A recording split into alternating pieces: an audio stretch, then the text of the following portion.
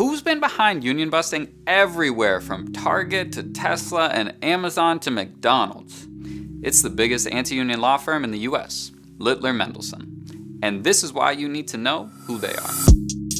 Today, union popularity is at record highs. People want raises that beat inflation, job security in the face of rapid developments in AI, and a comfortable retirement. So why is union membership still so low? One of the biggest reasons is simple. The boss doesn't fight you alone. They hire professionals, class war mercenaries in suits to do their dirty work.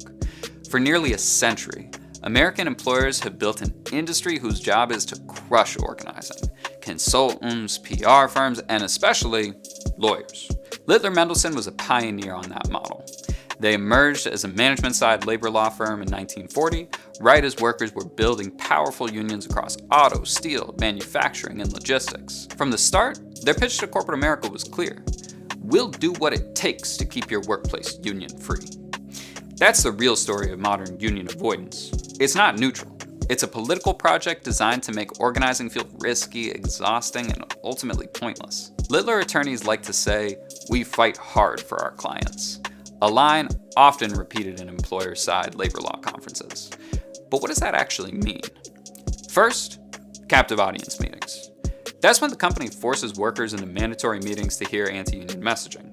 Littler calls it education. Workers experience it as fear. Hints about job loss, store closures, or disappearing hours. Management constantly calls the union a third party, even though those talking points, ironically, often literally come from a third-party union buster.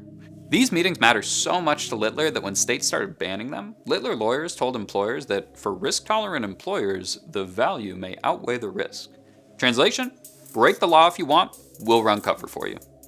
Second, delay, delay, delay. Littler tells clients that winning the election is not the end of the story. After workers vote yes, they turn the legal system into quicksand. Objections, appeals, technical challenges, anything to run out the clock. The goal is to stall until workers quit, get scared, or lose hope. Then the boss blames the union for not delivering, even as management is actively blocking the contract. Third, surveillance and intimidation. Union busting isn't just speeches and paperwork. It's watching who talks to who wears a button, who posts online. It's sudden discipline, it's firing organizers, and daring the legal system to catch up. During the Fight for 15, Littler even helped set up hotlines for McDonald's franchisees to report early warning signs of organizing. One Littler executive bragged about using data analytics to predict union risk.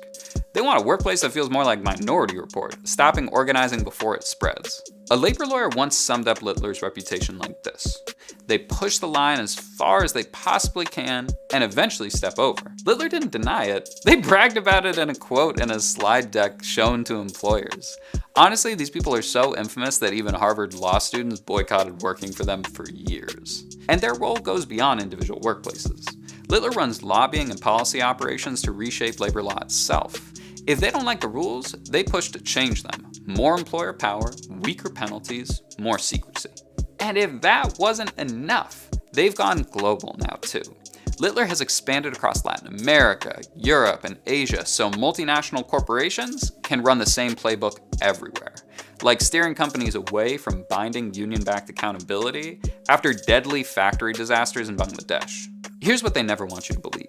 Even with the system stacked against us, workers still organize, workers still win elections, workers still build power. If forming unions were fruitless endeavors, the boss wouldn't spend millions fighting them. They fight because a union isn't a third party, it's workers standing together to fight for justice at work and in their lives, based on the simple fact that we're stronger when we take action as a group rather than alone. So don't get fooled by the suits with their twisted tongues. Union busters are mercenaries for the boss, but the antidote is as old as the labor movement itself. Talk to your coworkers, stick together through the lies, and keep your eyes on the prize. Because the truth is simple. We all deserve a voice, deserve dignity in work, and deserve power on the job. And we can win it.